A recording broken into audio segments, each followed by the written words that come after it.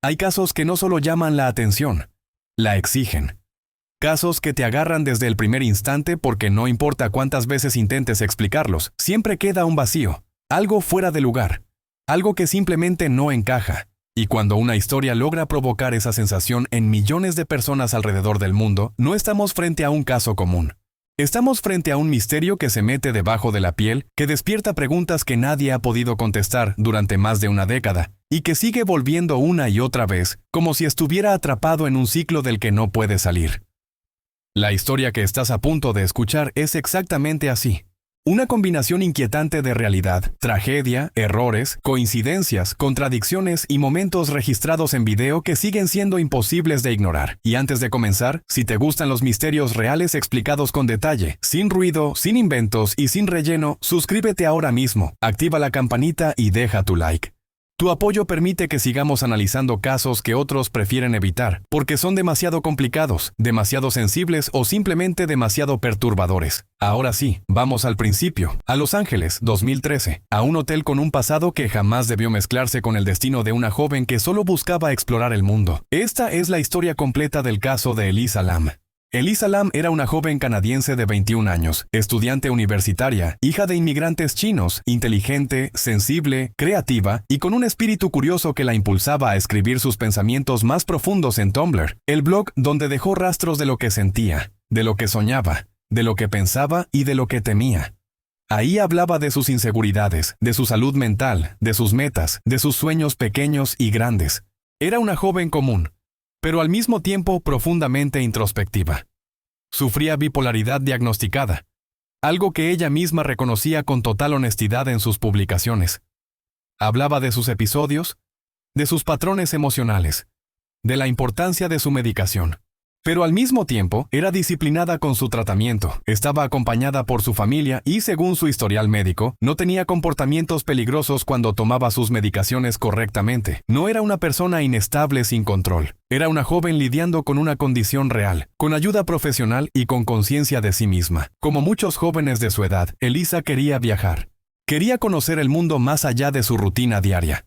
Así que en enero de 2013 decidió emprender un viaje sola por la costa oeste de Estados Unidos. Su plan incluía Seattle, San Diego y por supuesto Los Ángeles. Era un viaje que ella misma describió como un escape, una forma de desconectarse y descubrir. Había emoción, había ilusión y también había vulnerabilidad.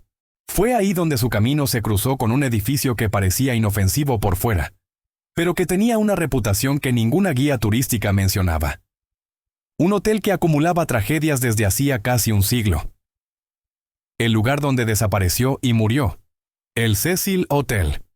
El Hotel Cecil, construido en los años 20, parecía una opción barata y céntrica para un viajero joven. Pero detrás de su fachada había una historia tan oscura que hasta la policía lo consideraba un punto rojo en la ciudad. Su ubicación, al borde del barrio de Skid Row, lo convertía en un refugio para residentes permanentes. Personas sin hogar, adictos y situaciones de crisis constantes. Los alrededores eran peligrosos incluso para locales. Para turistas sin experiencia era territorio hostil. Durante décadas fue escenario de suicidios, muertes inexplicables, crímenes violentos e incluso hospedaje temporal de asesinos seriales famosos. En los años recientes había sido rebautizado como Stay on Main, un intento de atraer viajantes jóvenes con poco presupuesto. Pero el cambio era solo un rebranding superficial. El corazón del edificio seguía siendo el mismo, oscuro, caótico, saturado de historias perturbadoras. Cuando Elisa llegó, el ambiente del hotel no era precisamente tranquilo. Ruidos constantes en los pasillos, huéspedes inestables, movimientos extraños en los pisos superiores, trabajadores acostumbrados a lidiar con emergencias y un sistema de seguridad que, honestamente, no cumplía con los estándares más básicos. Cámaras mal ubicadas. Puertas que no cerraban bien. Zonas sin supervisión. Para cualquiera eso sería inquietante. Para una persona emocionalmente vulnerable, podía convertirse en un detonante silencioso.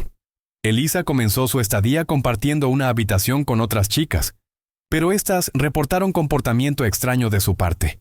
Nunca quedó claro qué pasó exactamente. Las versiones fueron vagas, ambiguas, casi incómodas. Al final, el staff decidió moverla a una habitación privada. No dejaron registro detallado de lo que ocurrió. Solo dijeron que actuaba inusual. Y ese es el problema. Una palabra tan amplia que puede significar cualquier cosa. Fue ahí donde muchos creen que comenzó algo. Un cambio. Una señal temprana de que la situación estaba tomando un rumbo extraño. Una pieza del rompecabezas que, hasta hoy, permanece sin forma clara. Las últimas publicaciones de Eliza en Tumblr mostraban entusiasmo por su viaje, pero también dejaban ver ansiedad, desorientación y una especie de lucha interna. Su escritura reflejaba cansancio emocional, mencionaba incomodidades, dificultades para dormir, momentos donde se sentía fuera de lugar. Nada parecía alarmante por sí solo, pero en conjunto, formaban un retrato de una joven que intentaba mantenerse fuerte mientras lidiaba con un torbellino interno. El 31 de enero fue vista por última vez. Después, silencio absoluto. No publicaciones, no llamadas, no actividad bancaria, nada. Ese silencio fue el primer aviso real de que algo terrible había ocurrido. Pero incluso entonces, muchos no dimensionaron la gravedad del asunto. El hotel no actuó de inmediato. La policía llegó tarde. Las primeras búsquedas fueron superficiales, las versiones que dieron los empleados eran inconsistentes, y durante días completos nadie supo dónde estaba. Mientras tanto, habitaciones seguían ocupadas, visitantes entraban y salían, las actividades en el edificio continuaban como si todo fuera normal. Pero en algún lugar del hotel, algo que nadie imaginaba ya había ocurrido. A partir de ese punto, cada minuto sin respuestas se convirtió en una pieza más de un misterio que, una década después, sigue estremeciendo al mundo. La desaparición de Eliza Lam comenzó como un evento extraño, ¿sí? Pero en un lugar como el Cecil Hotel, lo extraño casi parecía parte del paisaje. Y ese fue el primer gran problema. El entorno anestesió la urgencia. Lo que en cualquier otro hotel habría sido motivo de alarma inmediata, ahí se interpretó como otro día normal. El ambiente del edificio estaba acostumbrado a los sobresaltos, a las personas que llegaban y se iban sin avisar, a huéspedes que aparecían confundidos, alterados o incluso desaparecían por días antes de volver. Eso creó una falsa sensación de que nada era realmente grave. La policía recibió el reporte, pero no actuó de inmediato con la seriedad que requería el caso. Se limitaron a revisar algunas áreas comunes, a hacer preguntas superficiales y a mirar rápidamente los pasillos, como si fuera una búsqueda rutinaria más. No hubo revisión total, no hubo inspecciones exhaustivas, no hubo cierre de áreas sensibles. Mientras tanto, Eliza ya llevaba horas fuera de radar. Horas clave que, en una investigación real, pueden significar la diferencia entre encontrar respuestas o perderlas para siempre. Los días pasaban y la presión comenzó a aumentar. La familia de Eliza, desde Canadá, estaba desesperada. Habían perdido contacto con ella, algo completamente inusual. Eliza siempre se comunicaba, siempre avisaba. Nunca desaparecía de un día para otro. Ese silencio era la señal inequívoca de que algo estaba terriblemente mal. Pero aún así, dentro del hotel seguía reinando una sensación de desorden. Empleados que recordaban detalles distintos, huéspedes que afirmaban haberla visto en diferentes pisos, trabajadores que ofrecían versiones contradictorias sobre su comportamiento. Era como si cada persona hubiera visto un fragmento distinto de una historia que nadie lograba unir. Fue durante esos primeros días cuando ocurrió el momento que marcaría para siempre este caso. La publicación del video del ascensor. La policía decidió compartirlo con la esperanza de que alguien reconociera a Eliza o pudiera aportar pistas. Pero lo que terminó pasando fue muy distinto. El video no solo se volvió viral, sino que se convirtió en la pieza más inquietante de todo el caso. Una grabación que hoy millones de personas han visto y que aún genera escalofríos. En el video, Eliza entra al ascensor con una actitud extraña. Se mete rápidamente, como si estuviera huyendo de algo o de alguien. Presiona botones de varios pisos, uno tras otro. El ascensor no se mueve, no cierra, no reacciona, y ese detalle por sí solo abrió una ola de teorías. Ella asoma la cabeza varias veces hacia el pasillo, como si estuviera revisando quién pudo haberla seguido. Se mueve de un lado a otro, entra y sale, hace gestos con las manos. Adopta posturas que muchos interpretaron como comunicación, otros como miedo, y otros como un episodio psicótico. Pero ninguna interpretación logra explicar todos los movimientos de forma coherente. La grabación, además, parecía alterada. Había saltos, cortes, un desfase extraño en el tiempo del video. Expertos en análisis digital afirmaron que faltaban segundos completos. ¿Por qué se cortó? ¿Quién lo editó? ¿Qué había en esos segundos que no debía verse? Nada estaba claro. El público comenzó a especular de inmediato. Algunos creían que Eliza estaba siendo perseguida. Otros aseguraban que estaba escondiéndose de alguien que no aparecía en la grabación. Otros pensaban que estaba actuando bajo los efectos de una crisis psicótica o de una medicación mal administrada. Y otra parte del público inevitablemente comenzó a vincular el comportamiento con algo más oscuro, presencias, fenómenos inexplicables, teorías paranormales alimentadas por el historial del hotel. Mientras tanto, dentro del Cecil, la investigación se volvía cada día más caótica. Los huéspedes reclamaban mal olor en los pasillos y una presión de agua muy baja en sus habitaciones. Los empleados respondían que era un problema habitual debido a la antigüedad del edificio. Nadie imaginaba lo que realmente estaba ocurriendo a metros de donde dormían. Las búsquedas dentro del hotel se intensificaron, pero seguían sin cubrir áreas cruciales. Había zonas del edificio a las que la policía ni siquiera entró. Habitaciones sin revisar. Pisos enteros con acceso restringido, puertas cerradas a las que nadie pidió abrir. Y sobre todo, un lugar que siempre fue clave pero que tardaron demasiado en inspeccionar. La azotea. Aunque el acceso a la azotea supuestamente estaba asegurado con alarmas y candados, eso no era del todo cierto. Algunos trabajadores revelaron después que esas alarmas no siempre funcionaban, que había accesos sin supervisión, que ciertos empleados sabían desactivarlas sin que quedara registro. Lo que oficialmente era un área protegida, en la práctica era un espacio vulnerado por años de descuido. Pero nadie, ni los investigadores ni los empleados, imaginaba que la respuesta estaba en ese lugar. Pasaban los días y la presión mediática crecía. El video del ascensor se volvía más viral. El caso se volvía más grande. La gente se obsesionaba con encontrar explicaciones. Y aún así, el hotel seguía funcionando con normalidad. Huéspedes se registraban, dormían, desayunaban, caminaban por los mismos pasillos donde Elisa había sido vista por última vez. Todo seguía mientras su paradero seguía siendo un misterio absoluto. La familia de Elisa, devastada, comenzó a exigir una búsqueda real. Una investigación formal. No una inspección superficial. Querían respuestas. Querían acción. Querían que alguien tomara el caso con la seriedad que desde el primer minuto había merecido. Durante este tiempo, múltiples empleados comenzaron a decir que recordaban detalles que antes no mencionaron, que habían visto a Elisa actuando de forma extraña, que la escucharon hablar sola, que la vieron correr, que la vieron calmada, que la vieron alterada, todo al mismo tiempo. Cada versión contradecía a la anterior. Era como si la memoria colectiva del hotel estuviera fragmentada, contaminada por el caos y por la atención pública que crecía minuto a minuto. Las teorías se multiplicaban. Los investigadores miraban hacia todas las direcciones posibles: salud mental, drogas, accidente, crimen, negligencia, desaparición voluntaria, fuga, secuestro.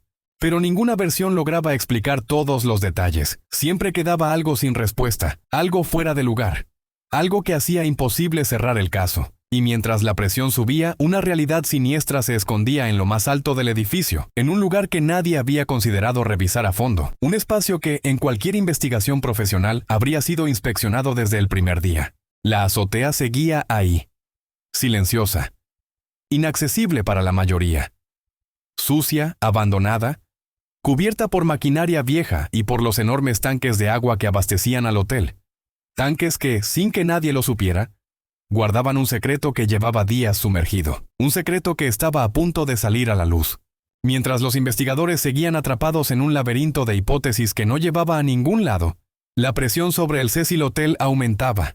Las quejas del agua ya no eran simples molestias de los huéspedes. Se volvían más insistentes, más extrañas, más difíciles de ignorar.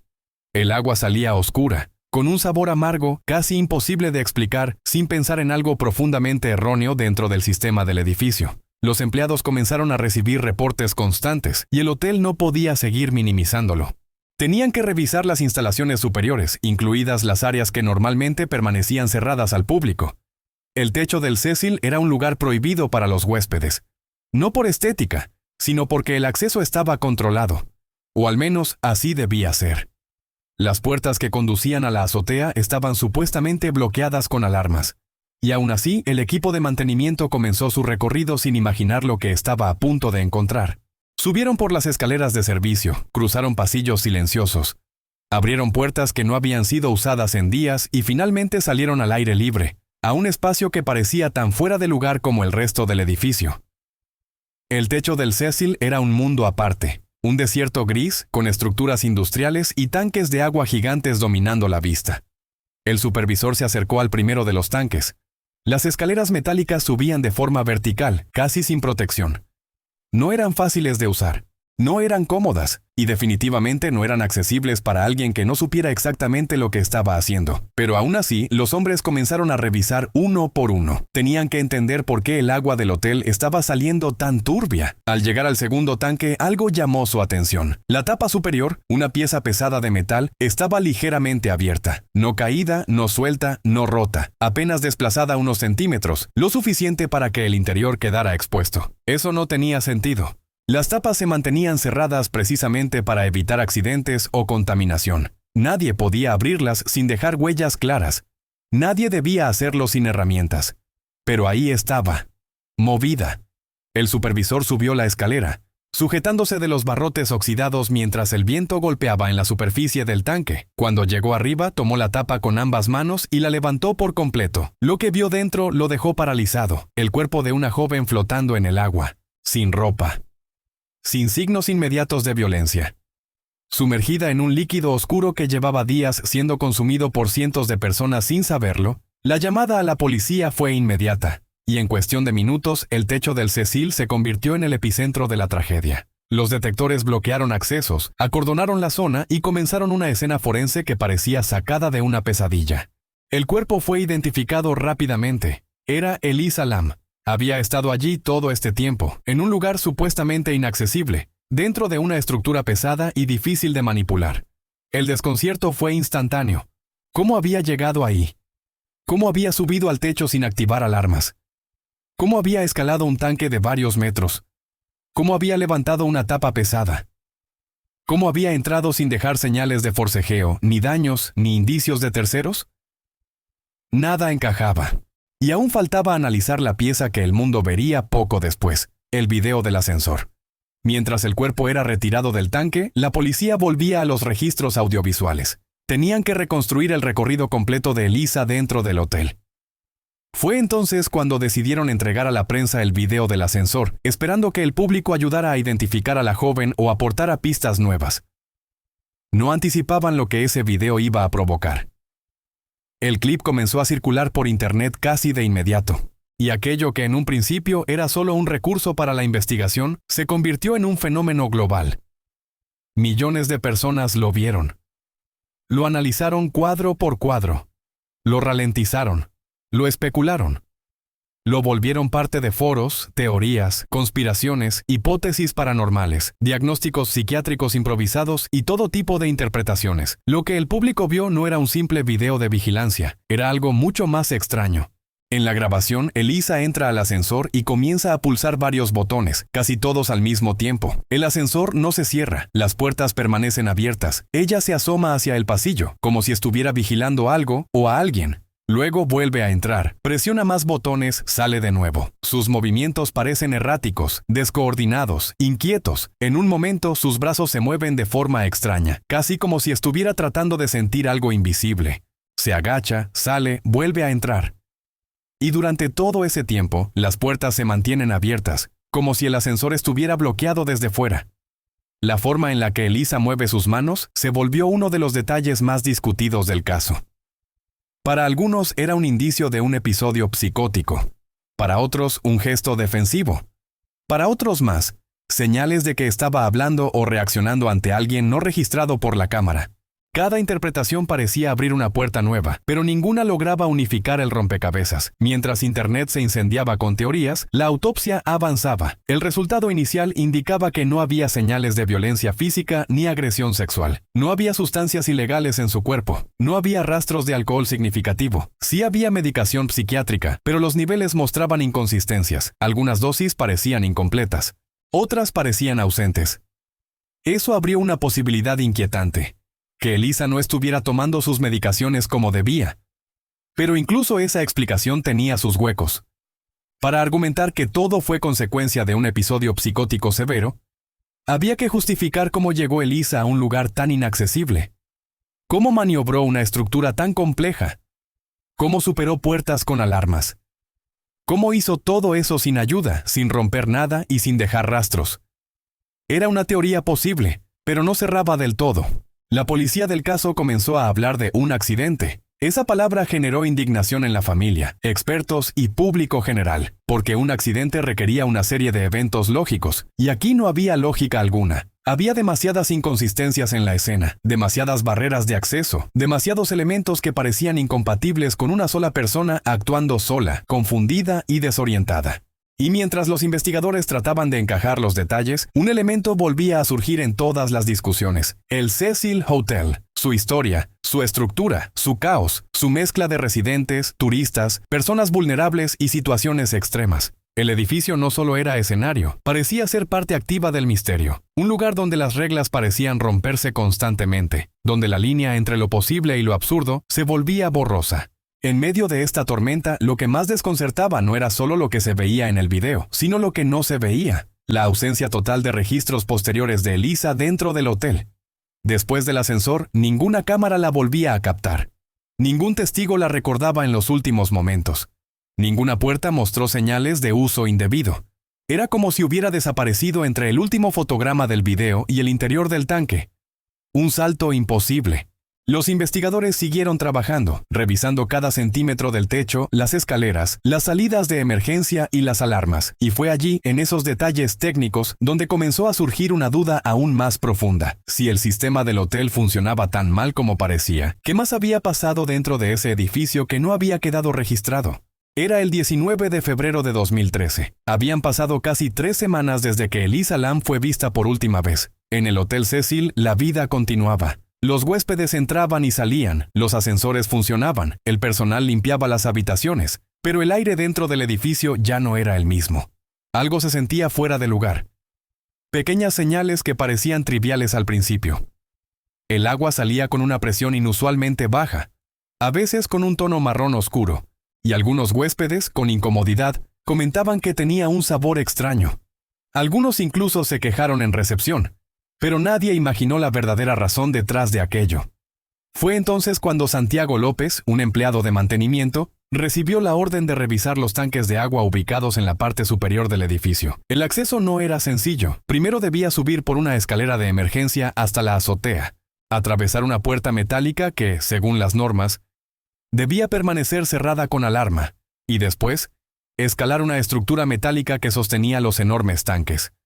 Eran 4 gigantes, cubiertos de óxido y polvo, usados para abastecer el agua del hotel entero. Nadie subía allí sin una razón de peso. Santiago abrió una de las tapas metálicas, y lo que vio en ese instante quedaría grabado en su memoria para siempre. Flotando dentro del agua estaba el cuerpo desnudo de una joven. Su piel pálida se confundía con el reflejo del agua turbia. Era Elisa Lam. El impacto fue inmediato. El hotel se llenó de policías, bomberos y periodistas. Los huéspedes fueron evacuados. Las imágenes se filtraron, los titulares se multiplicaron, y en cuestión de horas todo el mundo hablaba del misterio del Hotel Cecil. Las preguntas surgieron como una tormenta. ¿Cómo había llegado allí? ¿Por qué nadie había escuchado nada? ¿Y cómo era posible que el tanque se encontrara cerrado desde el exterior? El acceso a esa zona requería fuerza, coordinación y conocimiento del edificio, y aún así Elisa estaba allí, sola. El rescate del cuerpo fue complejo. Los bomberos tuvieron que vaciar parcialmente el tanque, cortar la tapa superior y sacar el cuerpo con cuidado. El agua que cientos de huéspedes habían usado durante días estaba contaminada con los restos de Elisa. Una revelación tan grotesca que el solo imaginarlo causó repulsión y horror en toda la ciudad. El informe forense fue publicado semanas después. Determinó que no había signos de violencia física ni de abuso sexual. El análisis toxicológico no encontró drogas recreativas, solo medicamentos recetados para su trastorno bipolar, lamotrigina, quetiapina y venlafaxina. Sin embargo, los niveles eran irregulares. Algunos estaban por debajo de lo esperado, lo que sugería que Elisa no había tomado correctamente su medicación durante los últimos días. La conclusión oficial fue clara: muerte accidental por ahogamiento. Pero esa conclusión no convenció a nadie, ni a la familia, ni al público, ni a los miles de investigadores amateurs que comenzaron a diseccionar cada segundo del caso desde sus pantallas. Los foros, los documentales y los canales de YouTube se llenaron de teorías. Algunos analizaban el video del ascensor cuadro por cuadro, buscando sombras, movimientos anómalos o alteraciones en el tiempo. Otros estudiaban los reportes médicos, los planos del hotel, los registros de mantenimiento, y todos coincidían en algo, nada encajaba. El Hotel Cecil tenía una historia oscura. Desde su inauguración en 1927, había sido escenario de suicidios, asesinatos y tragedias inexplicables. En los años 80, el asesino serial Richard Ramírez, conocido como The Night Stalker, se hospedó allí mientras cometía sus crímenes en Los Ángeles. Años después, otro asesino, Jack Unterweger, también eligió el mismo hotel durante su estancia en Estados Unidos. Muchos creían que el edificio estaba marcado, como si las paredes mismas absorbieran la energía de cada muerte, alimentando una especie de maldición urbana. Y el caso de Elisa Lam parecía ser la continuación de esa historia. Algunos teóricos aseguraban que fuerzas paranormales la habían influenciado. Otros hablaban de rituales, posesiones o coincidencias fatales.